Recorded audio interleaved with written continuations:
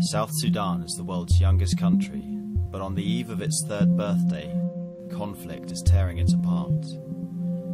Over 1.5 million people have fled their homes since fighting erupted in 2013. And as entire towns and villages have come under attack, medical care has also come into the firing line.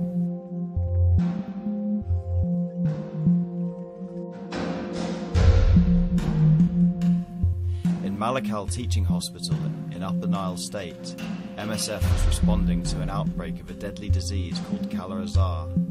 It's spread by the sandfly and is fatal if left untreated. When the conflict started, MSF also provided emergency treatment to victims of violence.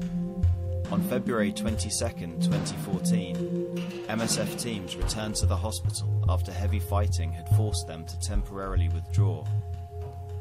They found 14 dead bodies in the hospital compound, but this wasn't the result of Kala-Azar. It was the result of a brutal attack on the hospital. In amongst the patients too weak to flee for safety, 11 patients had been shot dead whilst lying in their beds. You know, they used to come, 10 or 5 or 15, they come in there with guns.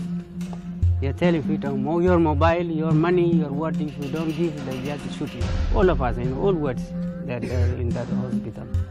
And some of them are shot. And even they took some girls and some women. They took it. Where they are now, we don't know. Y lo más espeluznante era ver que había pacientes en sus camas que compartían habitación con algunos de los cadáveres durante varios días sin tener ningún tipo de asistencia médica. Todo estaba revuelto, tirado por los suelos, era irreconocible como un hospital. MSF evacuated several of the most severely ill patients to a UN base for treatment. 13 were gunshot victims. MSF has a long history of working in Malakal. Despite temporary evacuations, MSF have continued to treat patients throughout the fighting.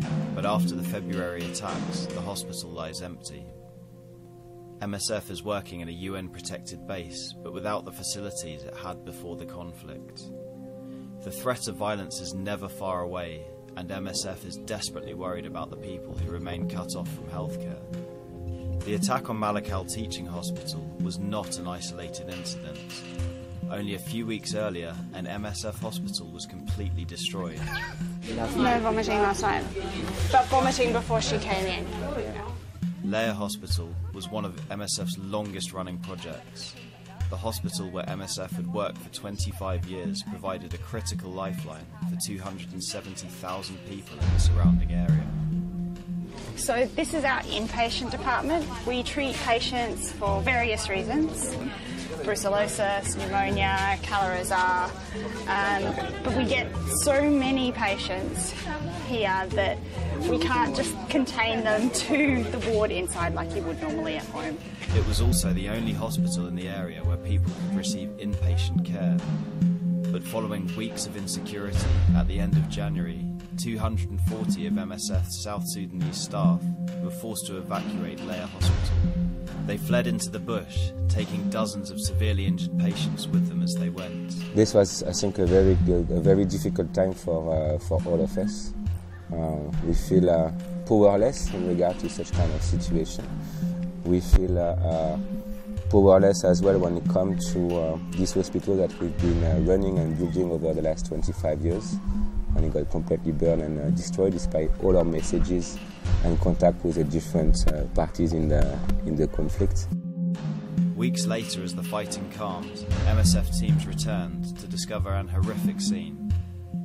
Buildings had been reduced to ash, equipment had been smashed, and drugs and other supplies strewn throughout the hospital grounds. But the scenes in Leia and Malakal are only part of the picture. MSF has recorded a number of other incidents. People across South Sudan count on MSF and others for critical medical care. But medical care has come under fire in South Sudan.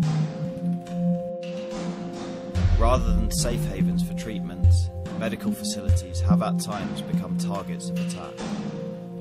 But when hospitals are destroyed and staff and patients are attacked, it's people in need of healthcare who suffer the most.